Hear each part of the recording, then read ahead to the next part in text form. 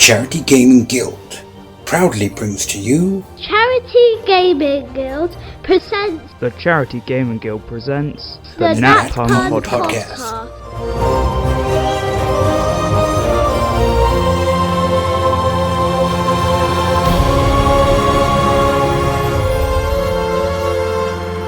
Hello, listeners, and welcome to your community episode.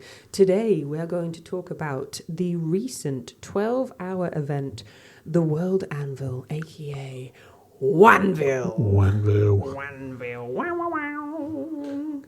It was not that long ago for us recording, but it's probably about a month and a bit, maybe 2 months for those who were listening. So if you were at the event, cast your minds back, specifically for those VIPs, because this was the first time that we had a VIP event prior to the full day event.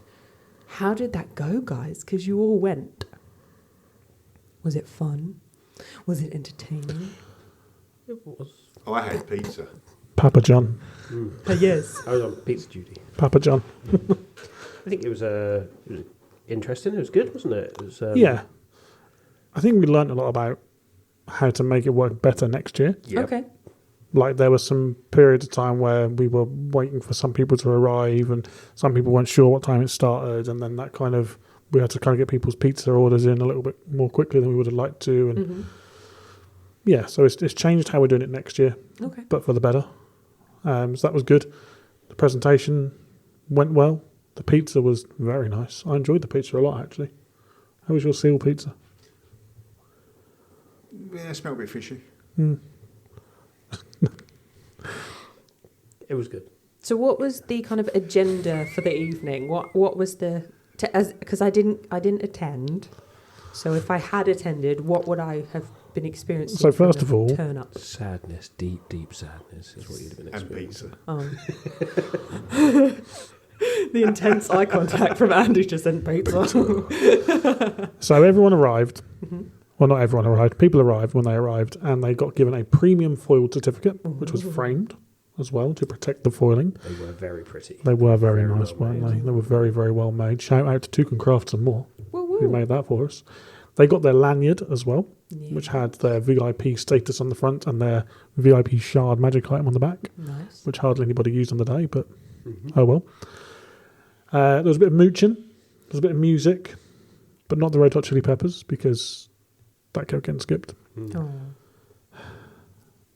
Then Papa John did his pizza thing, and the little man, I was very impatient, wasn't I? So, out of everybody there in the evening, the person who was giving me the most grief about where are the pizzas was Ash. In fact, he was the only person who was giving me grief Is over that where are the pizzas. Because you were hungry, or Yeah, you were he's just on hungry. edge? He's getting hangry. I wanted to make sure our VIPs got the experience that they paid for, and I was hungry, Okay. mostly hungry. He was hangry. Okay. So you had a bit of aggro about pizzas. John had aggro. Papa John had aggro about pizzas. Then the little man from Papa John turned up with a car literally full of pizza. Literally full, wasn't it? Yeah. So then we all had some pizza. There were some people spending some time in the Gosbeck Goose. Go Goose. All right. I was meant to be a goose, but it didn't come out very well. Then after the pizza, we had a little presentation. Some spoilers for the VIPs. What did they get? The names of all the events up until 2030, 30, I think. 2030? Yeah, 2030, all of the events up to that. And a brief idea about what's going on as well, but not too much. No. No. It was a little bit disappointing when I was asked to leave towards the end of that presentation because, by Ash's word, you probably won't be alive to see I the next didn't one. say that. Oh my God. I did not say that. You said that. Dear me, I don't know. Okay. The elderly. Yeah. Yep. And in the presentation as well, there was also some spoilers about, not spoilers, but like teasing. What do you call it? Teasers? They're called teasers? Yeah. Teasers. About what's in our book that's coming out at the start of next year. So all the new classes, subclasses, equipment, backgrounds, etc., etc. Nice. Was there something else as well? You did a bit of a Q&A as well. Oh, didn't you, yeah, we did a some Q&A. stuff? Yeah. How was the Q&A? Because in the Discord it Well- was interesting the kind of topics people thought they were going to be asking about compared to what I think maybe was actually asked. I'm trying to think exactly what was asked. There was a mix of things. Some of it was game stuff and world stuff, wasn't it, that was asked? There was a few, like, what's the charity's plan? What's the charity's stance on that sort of thing, wasn't there? I just fielded all the difficult questions to Chris and just answered the easy ones. Okay, and did he answer the difficult ones or did he just fob No, them he off then on fielded them back to me. someone? Ah, yes. There wasn't really any difficult questions, apart from Neil's opening question, which thankfully turned out to be a joke. So that was good. Okay. You can ask me about that in person. I'll tell you about that in person, not on the podcast. But yeah, that was it. And then everyone went their own way. Oh, people had early access to Duke and Crafts and all the bits and pieces that Amy was selling as well. Nice. And that was it, wasn't it? That was everything. Yeah. You were doing some magic tricks. Nothing new absolutely. there. Nothing new Absolutely. Okay. I mean, are you going to expand on one of the plans for next year's VIP? there.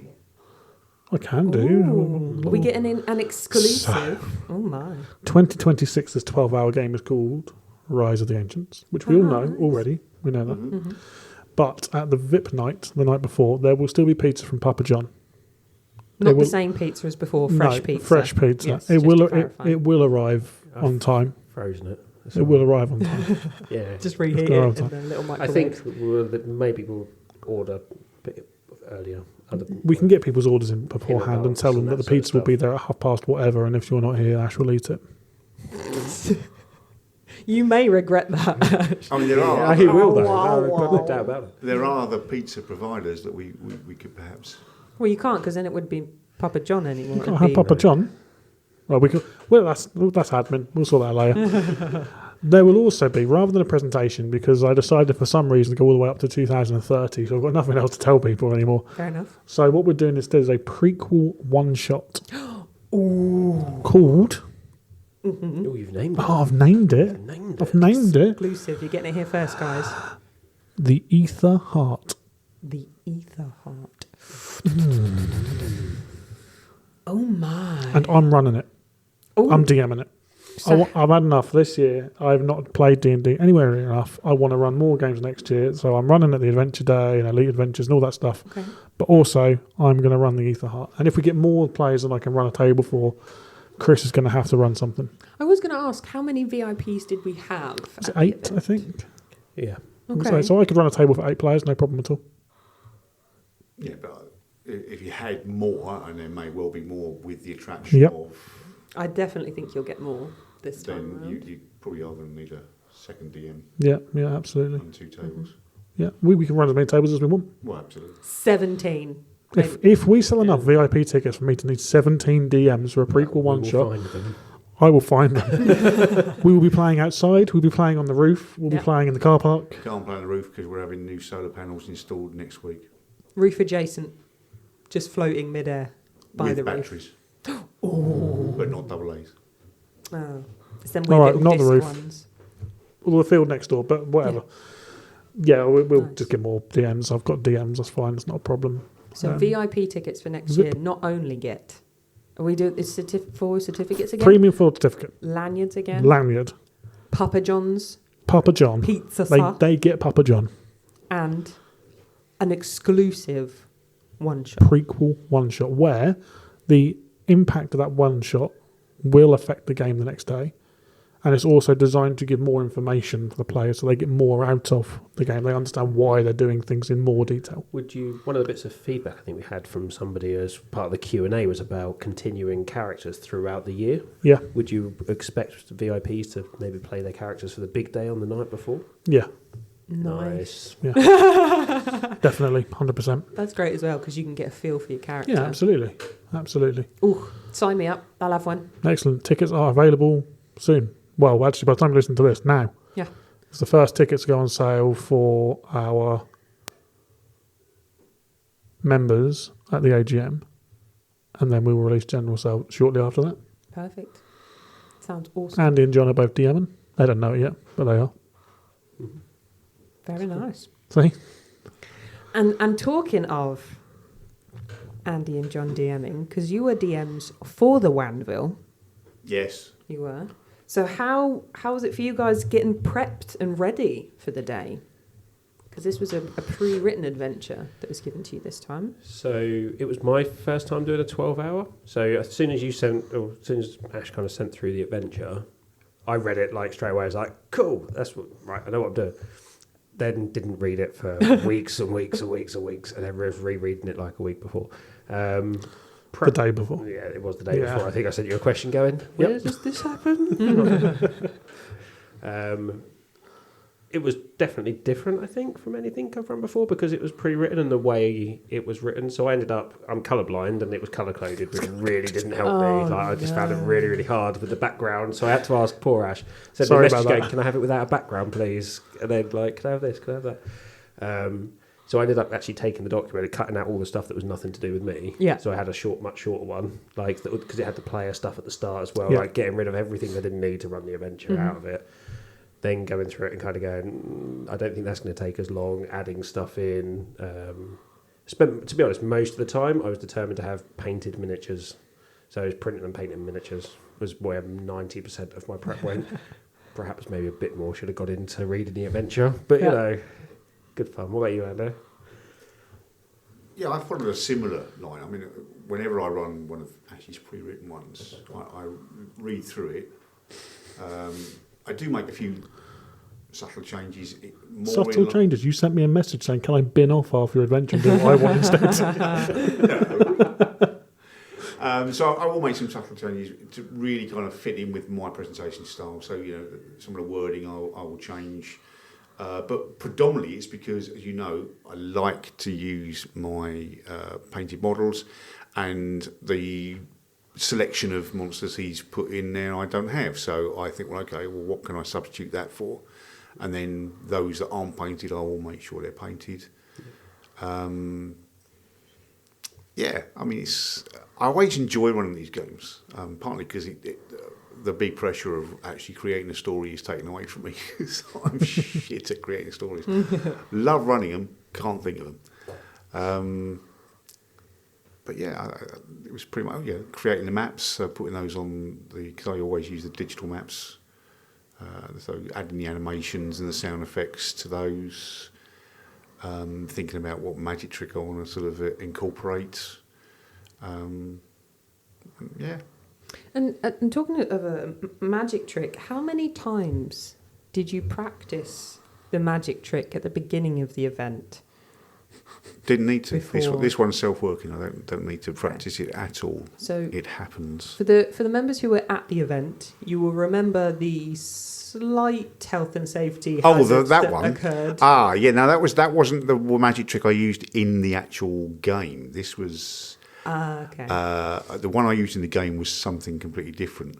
Yeah, the one I did in my health and safety intro. Yeah.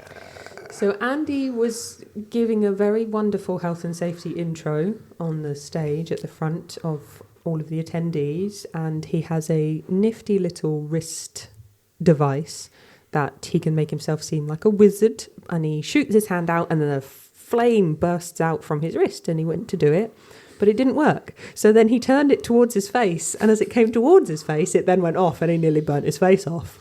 Yeah. Which was wonderful juxtaposition against the fire exits are here and here. Yes, I can see now with hindsight, I can see how that may have been contrary to the health and safety message I was trying to deliver at the time. Yeah, but it was good. I think it was good. It was good. It broke the ice for some people who may have been a little bit nervous on the day. Laughed. And people relaxed them up. at my near-death experience. Yeah, and it's okay, we're insured. The spectacle set you up for a good position when you then later won the award for the DM. I didn't think about that, but you're absolutely right. Yeah. Which was very well deserved.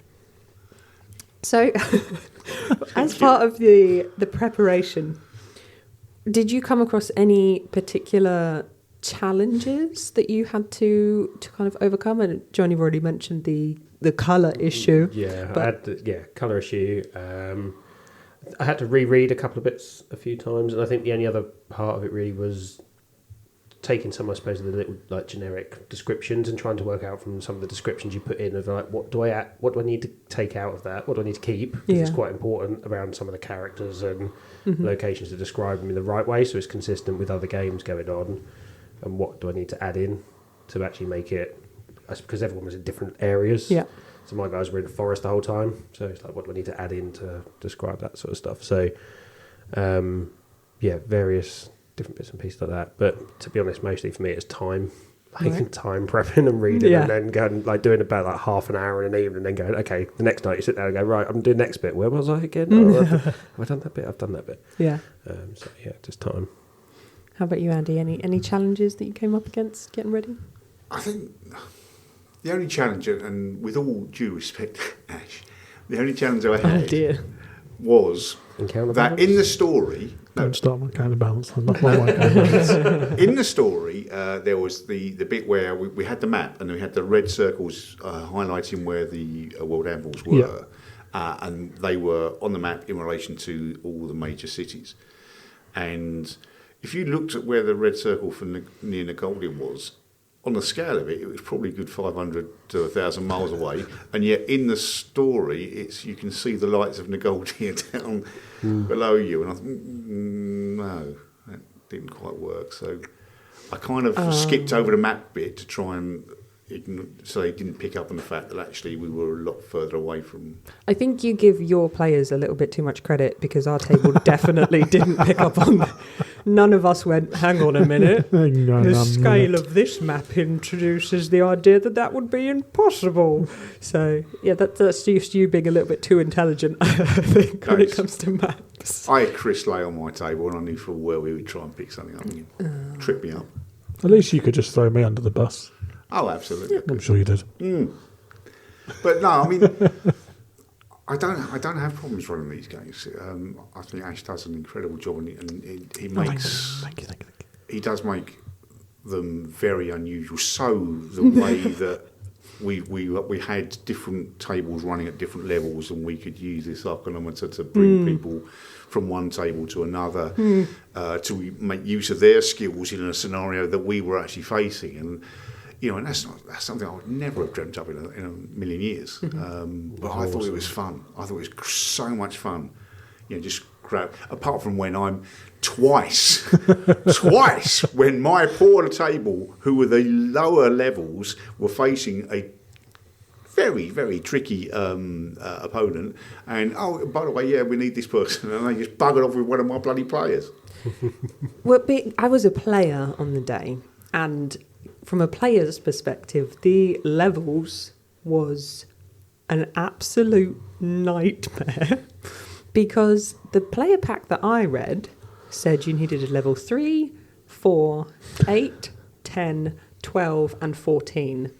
So, being as I was taking Daddy along, I created 4 characters at each of those levels, 2 for me and 2 for Dad. Ash is physically hiding behind him. And so we started the game at our level 3 characters, and then we got to a point and one of the other people on the table used a spell, and the rest of us are looking at each other like, you shouldn't have that spell at level 3. And they were like, what do you mean? I'm level 8. I'm like, what do you mean you're level 8? And it turned out that none of us had a character sheet at the right level. So I then had to manually level up both mine and my dad's characters when we leveled up, because we went 8, 9, 10, 11 on our table. So just a thought for the future games. Maybe just have the different levels, but have them consistent at every table so that both the DMs and the player knows what level they should be. Now about that. You should have read the first player pack that said create a character from level 3, 4, 5, 6, 7, 8, 9, 10, 11, 12. I think that's probably the one that I was referring to, and I just had everything. I had a tree's worth of paper with me because I don't use it online. I use physical paper in my hand, and I could have knocked someone out with the amount of paper I had. I can only apologise. It did change, and I thought we had communicated it enough, but obviously we hadn't, because you weren't the only person in that situation. And unfortunately, when we run these events, things change. So what we changed it to was you should have made a 4, 8, 12 and 16, which meant that no matter which table you were on, you had the starting level, and then you would just have to level up a couple of times from there. Yeah. So yeah, I think it's tricky though, isn't it? Because you don't know who's going to be where before the Yeah. game Yeah. starts. You know, with people dropping out, we sometimes even have to drop a table or, Yep. or whatever, don't we? So it's hard. And I know the guys on my table were like, "Oh, we're going 4, 5, 6, 7." And I was, oh, that's a shame. I've got an idea of what my character would be like at 18th level or whatever. It's like, Yeah. well, Yeah. so. And talking about the different levels and the different tables, an interesting element that we had for the World Anvil was the possibility to pull a player from another game into your game. Where did that come from? Because similar-ish thing has been done previously, but not quite to that. Yeah, we had Masquerade of the Fae, didn't we? Where you were swapping tables, but this is a bit different. So I was in the car on the way up to Momo's, and I think it was Ollie and Niall were in the car with me, and Niall was just chatting about Adventurers League and how they do their big epic games and how tables interact with each other. And I thought that's quite a cool idea. It's like your table's no longer isolated. It's like you can use other tables. Like, how can we make that work? How can we get that interaction? And I had this idea of teleporting players around. So we tried it at Masquerade of the Fae. It was good fun. A bit chaotic, but it was good fun. Then we tried it at Momo's with the Arcanometer, exactly how it worked at World Anvil, but for the Momo's events. That worked really, really well. It was a lot of fun. Players were trying to screw other players over. They were doing things that they weren't really expecting. People would ask me for things. I'd kind of give them what they wanted, but not really. So that was good fun too. And so that was kind of the testing ground. And then when World Anvil hit, I think the moving players around went really, really well. And actually became a tool as well where I was unable to use that to help with DM pacing. So if a DM was falling behind, I could give them a player from somewhere else or heavily encourage them to get a player from somewhere else. Or if a DM was running ahead, I could take a really powerful character off their table to slow their game down a little bit. So actually it works on multiple levels. But I enjoyed myself as well. And selfishly, from my point of view, it gets me involved in the games rather than me just being sat there watching, taking photographs. And if you watch some of the lives back, if they're still on there, I'm doing like a Facebook Live and then someone suddenly triggers an Arcanometer. I'm like, oh, well, I guess we're doing this one live then. And there's one live where I think I did 3 Arcanometer moves on the bounce online and my phone's like this going everywhere. Yeah. You can't watch it. It's probably unwatchable. But it was good fun. I enjoyed it. How was it for you guys as DMs? I loved it. The table we were on was quite a low level table, so I think one of the puzzles they needed to burn spell slots to get through the walls. By the point they got there, they triggered everything. Like they decided to fight the harpies at the top. They fought the tree. Like they were tapped. So they call over to get. I think Lizzie came and joined us, and she was like 14th level wizard or something like that. Yeah. So she clears this thing for him. She disappears. They jump over the first one, and of course all the barriers come back up, and they're then stuck in the middle and still trying to get this. It's just so funny. But it was great because I think it was. Yeah, it gave them an out when they needed it. I know when they got called to other tables, I think Zeke got called over to Ruben's table. Yeah, he was on our table. Came back literally like 2 minutes later going, they just slapped me and told me I was useless and sent me back. Yeah. That was my character that slapped him, yeah. You're useless, go back. And I didn't have any balance problems because of it. You kind of had to think on your feet as to... what class are you? Who are you? Okay, cool. Right, off you go, kind of thing. But then you kind of, based on how the question was asked, like when we got Lizzie, it was like, we need spell slots. Like, okay, cool, we're going to get a wizard. You or sort of something know, like yeah. that, So it wasn't too bad to manage.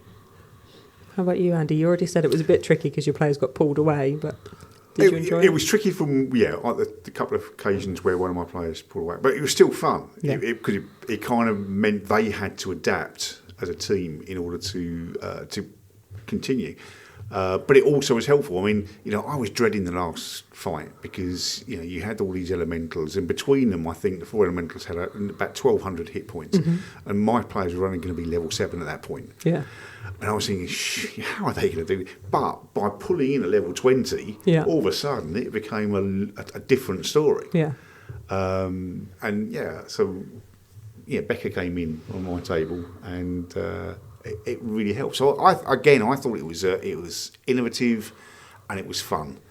And as a DM, it also gets you to see, rather than just the 4 or 5 or 6 players around your table, you get to engage with other players around the hall. Yes, absolutely. And those players who are pulled from their table get to see other DMs and other players as well, and other characters. So in that regard, I think it makes it an even more engaging, more enjoyable event. So well done, Ash. Thank you. I got to see some people that I don't normally get to play with, because I think I had Nathan on my table for a bit, Lizzie, Chris Butler, Hayley, and Neil as well.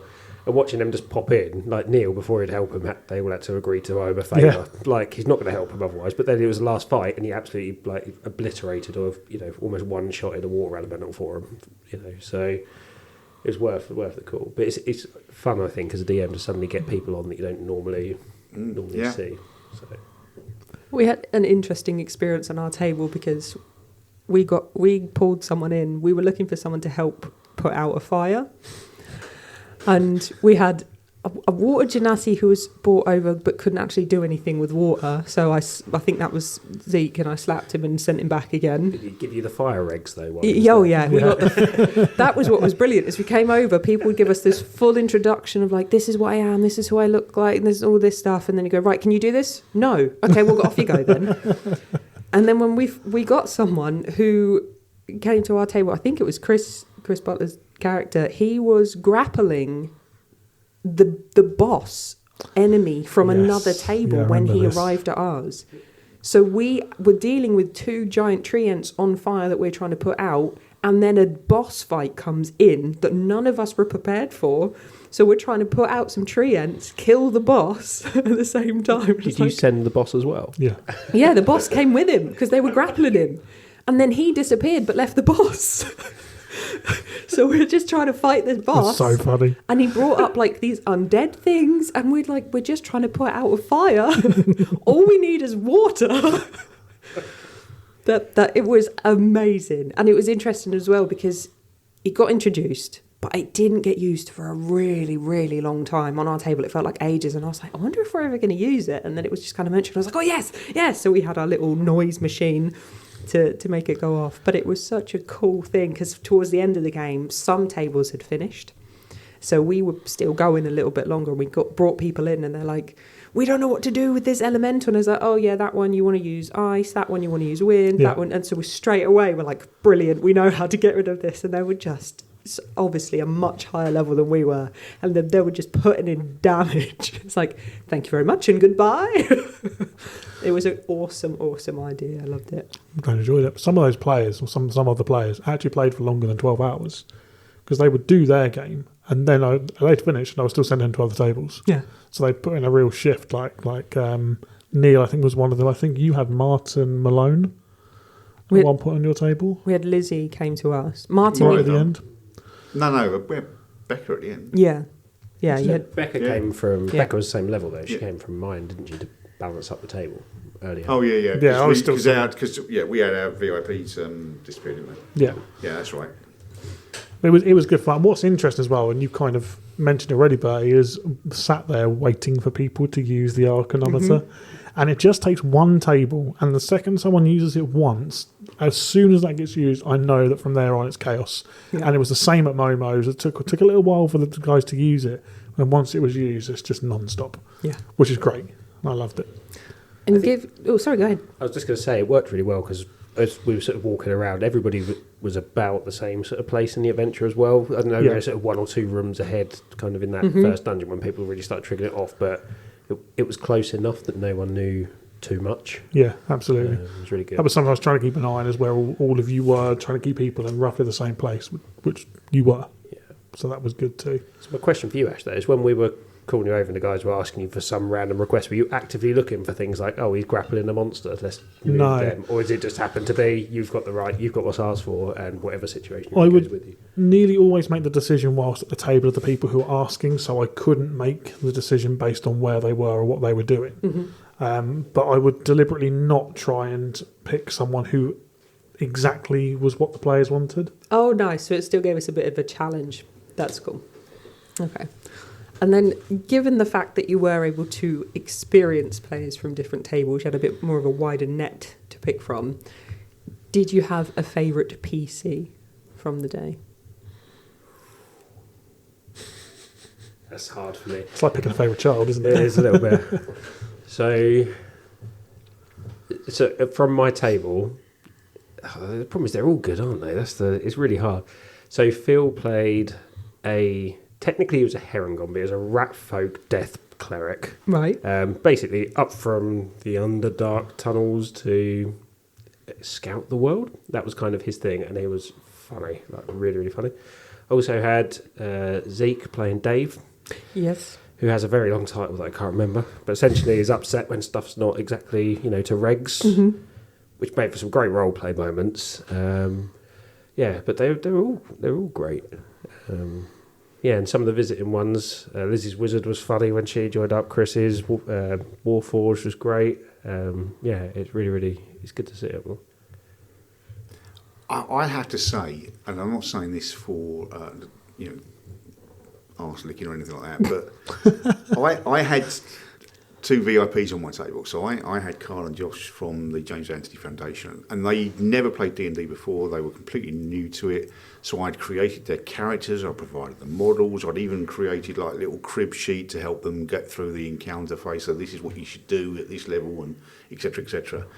And the way they embraced it, I mean, the first time Josh, who's the young lad, killed anything, I said, okay, right, well done. So how do you want to kill it? Oh, well, I'm going to blow it up, and its head's going to land over there, and its arm's going to land over there, and its leg's going to land over there. And I was thinking, wow, this is incredible. Watching them just get sucked into the game and really embrace it.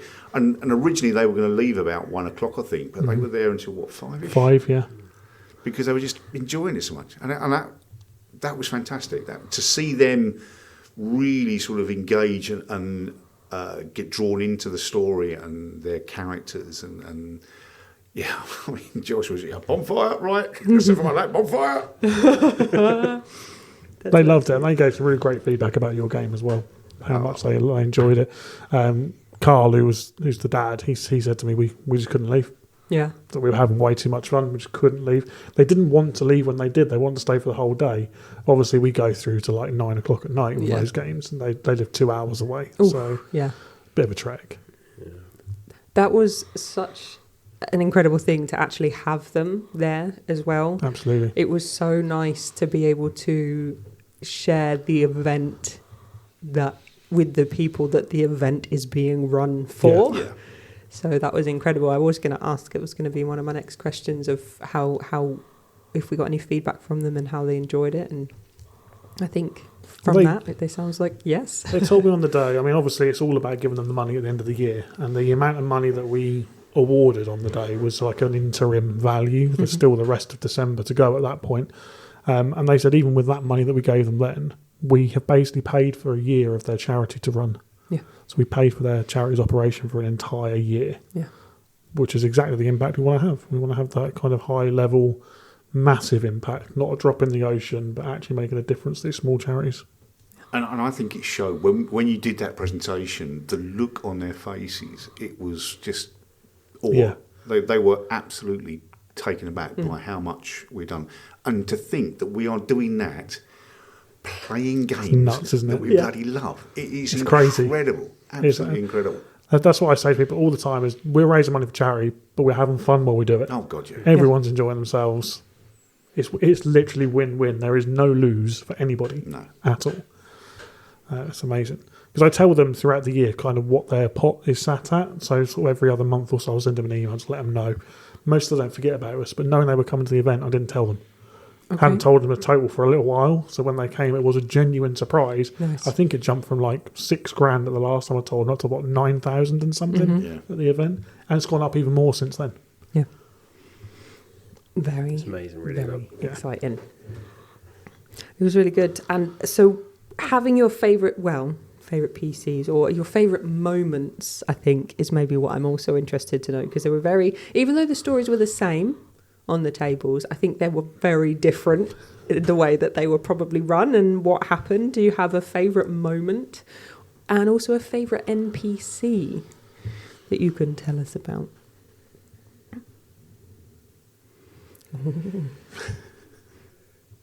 They're thinking really hard. So his eyes were up to the left, which is NPC talk for recollection. So I Oh, think NLP. my favourite moment on our table is utterly ridiculous, but it just sums up players. So they were in the town, and there was this shop with the 5-legged stools. Yes. They just conversation went as it did, and they decided that the merchant was trying to fleece them about these 5-legged stools. Mm-hmm. So Phil had a bag of devouring. Is one of his magic items he picked up, and they managed to convince the shopkeeper to stick his hand into his lucky dip bag, and got the shopkeeper eaten in a pocket dimension. Wow. So we're also tracking good and evil Yes, we were. as part of it. So I wasn't quite sure which end of the spectrum that fell on, in all honesty, because the shopkeeper was also swindling people. It was made quite clear that if they help the people of the town, that would be classed as good. So I wasn't quite sure whether they'd help the people of the town or that was an evil act. They were like that the whole way through. Like, every good thing they did, I was putting ticks in the bad at the same time, kind of thing. Like, Nice. yeah. So that's me. Andy? Yeah, I had to think on my feet because in, I think, the third act, to try and pad a bit of time, I was trying to use some of those events that we were in that table, like the one with the guy with the 5 stools, that sort of thing. I was trying to use those, just the ones I hadn't used earlier, to pad them out. But by then, Kyle and Josh had left, so that's when Becca had come across to my table. So I said, right, we've got a merchant. You come across a merchant with a 5 stall. I've done that one. Okay, so you walk past that and you come across these 2 children playing. Done that one. So you walk past that. So that was comical. I'm not, no one's fault. It was just funny to I've done that. So I sort of move on. Other than that, I think it's difficult to pick out a standout moment. Everything, the whole day was just brilliant from start to finish. It just seemed to fly by. I don't. There's such an atmosphere, isn't there? In Yeah. the hall? Yeah, so I'm rolling dice at 9 a.m. to sort of kick things off, and all of a sudden it's right. Everything's done, and where's the time gone? So I think next year 24 hours. My weekends go to 18 or 16. Give it a halfway point. I think for my table, because Rue was the DM, the NPC that he played of Tanith, you could physically feel the hate that the table had for this character. Not because they were, they weren't particularly evil. He just played it so well. It was one of these kind of guys. And he was so annoying.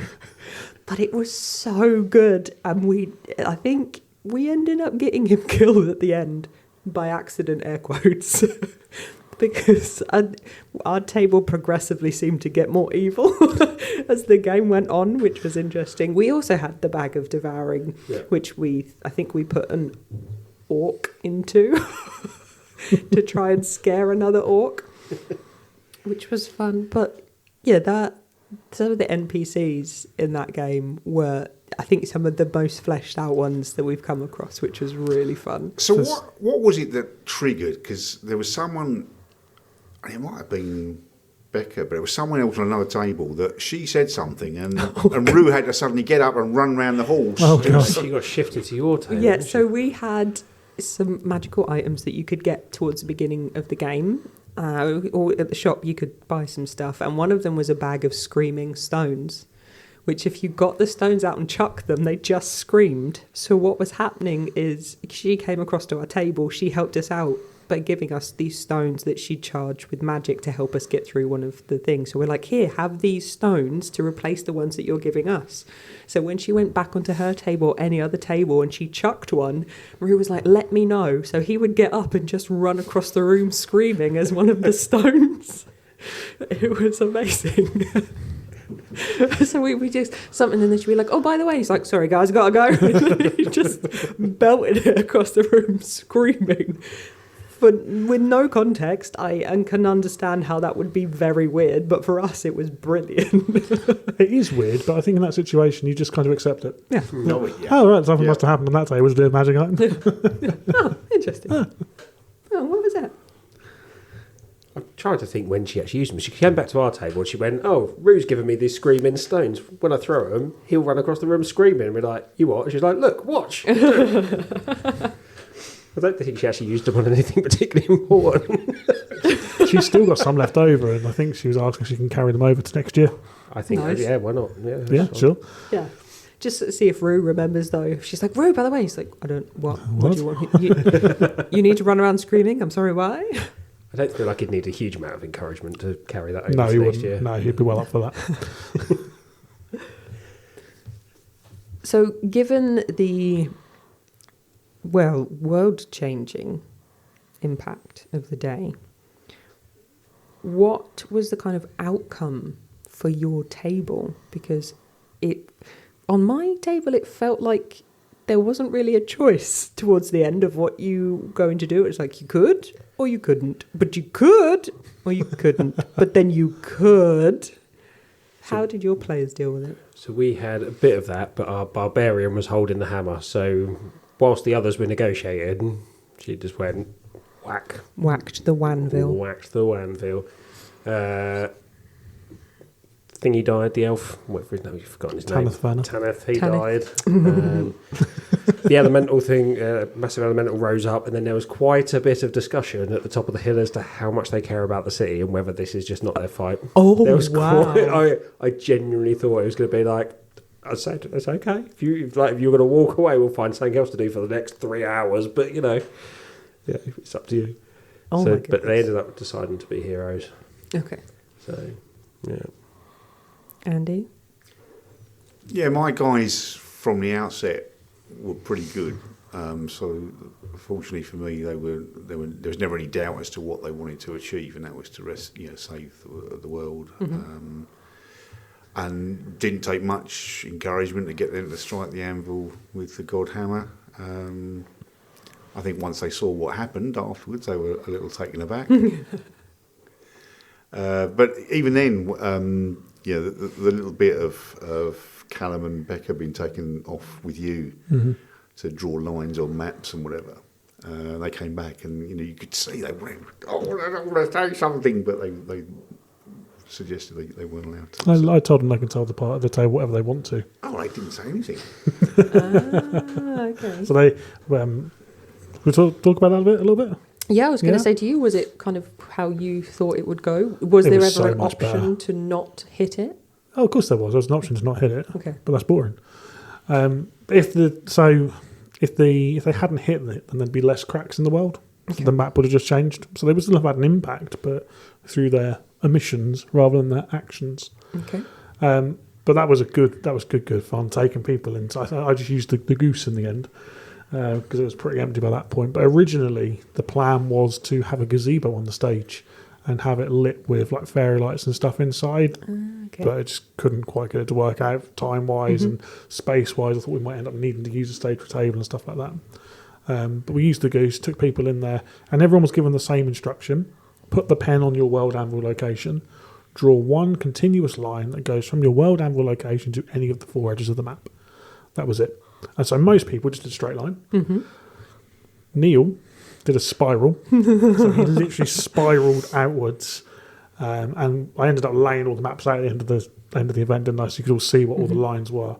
Absolute chaos. Yeah. And what I then did after the event was I scanned them all in on top of each other. So I ended up with one map with all of the lines on. And I cut out every single line, put it all on another sheet of A3 paper, spread it all apart, and then glued it all down. Wow. So we've got a new world map. So I already know what the kind of continents look like and where the cities are and stuff like that. We've developed some new lore which holds 2 of those new continents together. So we don't split everything up quite as much as we did. We've rotated and twisted parts as well as spreading things out. That now all needs... So I've then used tracing paper to build layers up so I can overlay where like jungles and woods and lakes, rivers, mountains, cities and stuff are. That all then needs to be scanned in and sent off to an artist who's going to actually transform it into a proper map. Wow. Without giving too much away from what I've seen so far, there are certain locations, and again I won't name, but they seem to, the split seems to have gone straight through a city, for example. So is the plan that the city is now pretty much half its size and the rest is just going to the sea, or have the plates moved and the city is in 2 halves now, but with the sea between them?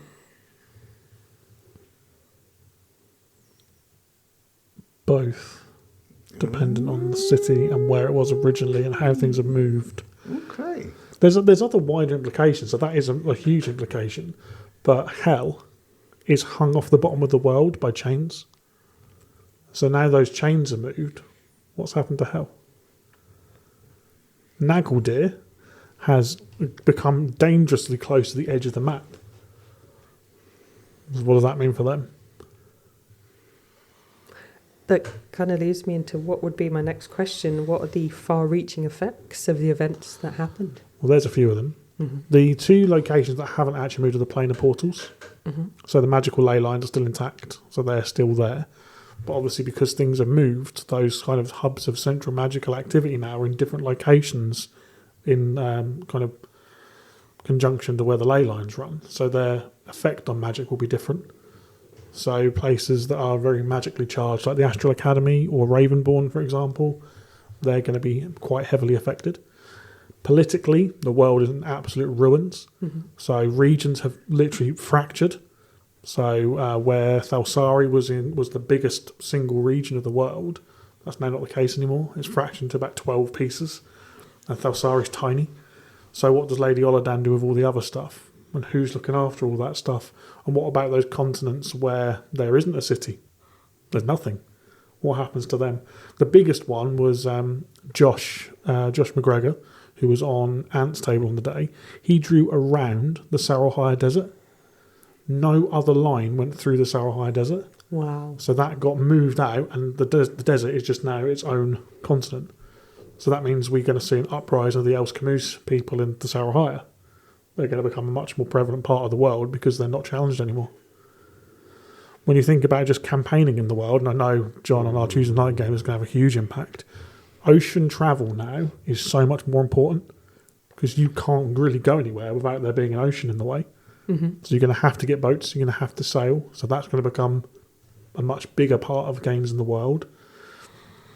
You say that though, the early images that you kind of shared with people is the islands themselves that have been created are not small still though, are they? No, they're huge. They're still massive because the world is huge. Yeah. Absolutely huge.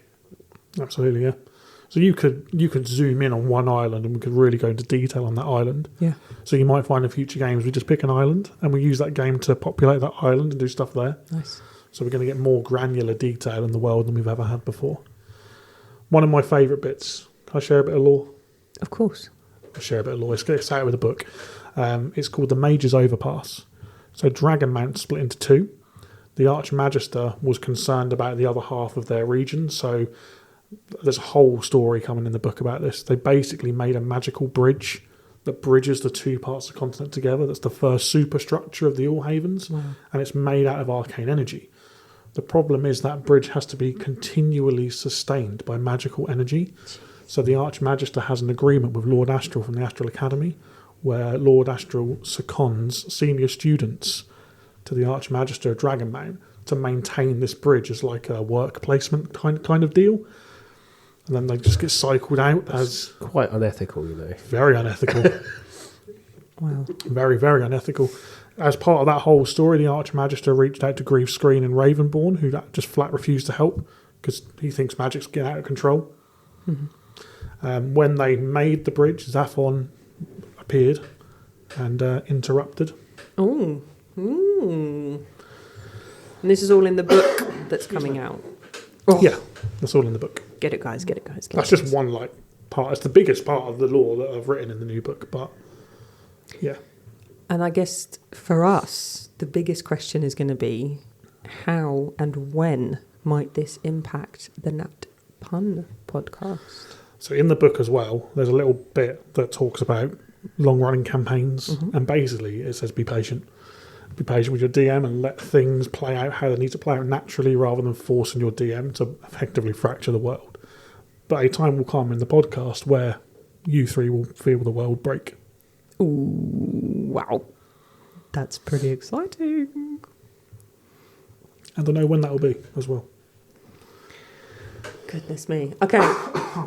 Last couple of topics, just things left over from the Wanville, is that on the day we had some awards that were given out. We've already previously mentioned our wonderful Andy, who was the winner of the Jack Sonaway Dungeon Masters Award. Congratulations. Clap, clap, clap. We also had some other awards. We had our unluckiest players. So those people are the ones who've rolled the most nat 1s or the most nat 20s. And I have to talk about the luckiest player because I believe there were rumours abounding, but I believe the count of nat 20s was stopped around the 40 mark. Correct. For this person. It was north of 40, but we just stopped counting because there's no point. And the winner of that one was Becca. I had a sneaky peek at the dice that were somehow getting that many. You wouldn't even think of them and look at them and go, I mean, they were beautiful dice. They were beautiful dice. But you wouldn't necessarily go, that's suspicious. Our theory was it was the dice tower she bought from Toucan Crafts. She bought a new dice tower. Okay. Nice dice tower as well. Huge dragon. Okay. So for anybody looking to get some better numbers, maybe have a shimmy over to Toucan Crafts, which brings me on to the one other topic is the vendors that we had. So we had 2 vendors this time, whereas previously we've technically 3. Technically, yeah. 3. So we had the Toucan Crafts, which she's been at, I think, almost all of the events so far. And we also had a new vendor this year, which was the Wellwood Studios. Yep. So shout out to both of you guys. Thank you so much for coming and supporting. We really appreciate you, and we hope to see you back again soon. And the other awards, we had the painting competition. We did. We didn't have any... I don't think we had any fancy dress this time. I don't remember seeing any. No, Josh from the James Anthony Foundation came dressed as a Stranger Things character with a handmade Vecna mask, which was quite cool, wasn't it? Oh, yes, that was... I did see that. That was very cool. So he's one in spirit. Yes. But then for the painting competition, who were our winners for that one? So we had 2 categories. We had single hero and monster. Phil won the single hero with his Mordecai figure, which was a turtle druid that he plays with in our campaign on Tuesday night. Nice, very nice. Very nicely done. And then it was, I want to make sure I get the right brother. It was Jackson with his Seraphon, I can't remember what it's called, Troglodon, I think it's called. It's like a giant dinosaur with a lizard riding on top. Is it called a Troglodon? Troglodoth? Something like that. Something like that. They were amazing. All of the entries were incredible, but it's so nice to see. So if you come to any future events, bring along or be prepared to see some incredible painting work. Both Andy and John have also won the painting award at previous events, haven't you?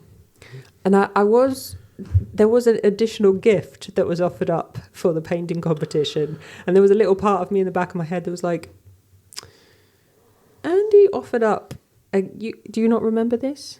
You offered up a prize for people. Yeah, I'm just trying to wait and see where this is going. And I was like, has Andy entered into the painting competition? And is he just trying to win back his prize? But that was very generous of you. That was very It sweet. was. Thank you. Yes, I That's did. wonderful. I did enter the competition, but I wouldn't have wanted to win it back because I've already got one. Oh, okay. It was a spare. Fair enough. It was very generous of you, though. Thank you. Well, It's very nice. welcome. So then we've got, I guess, where we've talked about the event, it's all about fundraising. We raised an incredible amount this year, and we're hoping to, if we can, if we're lucky, do even better next year. But we had got a question from our community, which is, what are some non-monetary ways that people can help to support the guild? Come and wash my car. Back to nipple tassels again. Yeah, you got to be wearing nipple tassels. It's got to be -3 degrees. Wax on, wax off, and nipple tassels. Yeah. Takes some serious skill. Back to Bertie's original question. Yeah. 2026 for us as a charity is all about growth, and it's all about bringing more people into what we do, which will have a monetary benefit, but also it means we can have a bigger impact on communities across the country. So bringing friends to events, telling people what we do, sharing our posts, getting people to listen to the Nat Pun podcast, getting people on the Discord server, posting on the Discord server, talking to other members, all that kind of stuff doesn't cost you anything, but that growth of our charity is going to have a massive, massive impact. By the time this comes out, we'll have already had the AGM, so we've already spoken about it a little bit, but there's plans in place to help grow what we do. And that means if the demand is there, we can run more events, we can do more games. We've got more events than ever in 2026. Our event offering is huge, and we want to sell every single event out. So get the word out there, speak to your local gaming stores, anyone who will listen, clubs, whether you play in school with friends in school, talk to your friends in school, bring them along to events. If you're on forums or Facebook groups or other Discord servers, just talk about us. Just raise awareness of what we do, and the more people that are aware of us, the bigger the impact we're going to have on these small charities that desperately need the help and desperately need the money to do some pretty incredible things. Mm-hmm. Yeah. Just engage with us. Yeah. Engage with us and others. Getting the word out is the best way. Word. Word. Any other thoughts, gentlemen? As they suspiciously eye each other across the table. Why is it? As soon as anyone says that, everyone looks at me. Because it normally means it's going to be a joke or a magic trick. Or No. Because there is only 3 other people at the table, and my eyes can't focus on all of it at the same time. I'm going cross-eyed. Yeah. No, I'm good. Okay. Well, I'm not good. But, You're very good. Very good. All right. Well, thank you very much for listening. We hope you've enjoyed this community episode, and we will catch you all next week. Take care. Ta-da. Say bye, guys. Bye, Bye, guys. guys.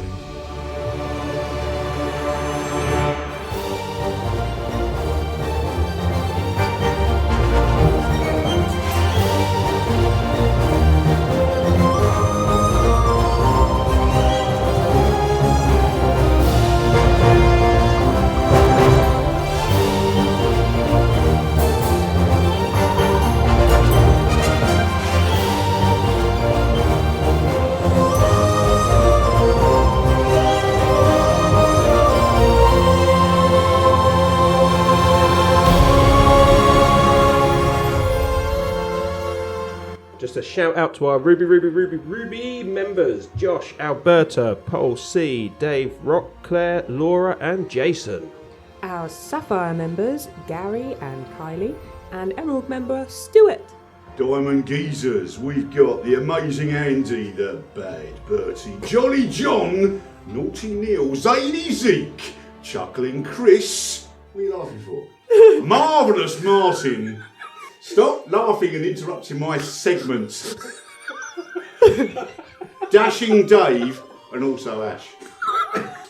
And our Obsidian member Niall, and our Ruling Council members JP and Chris Butler Thompson. Thank you to all of you for your continued support, and don't forget, if you want to shout out, come and join us on patreon.com/charitydnd.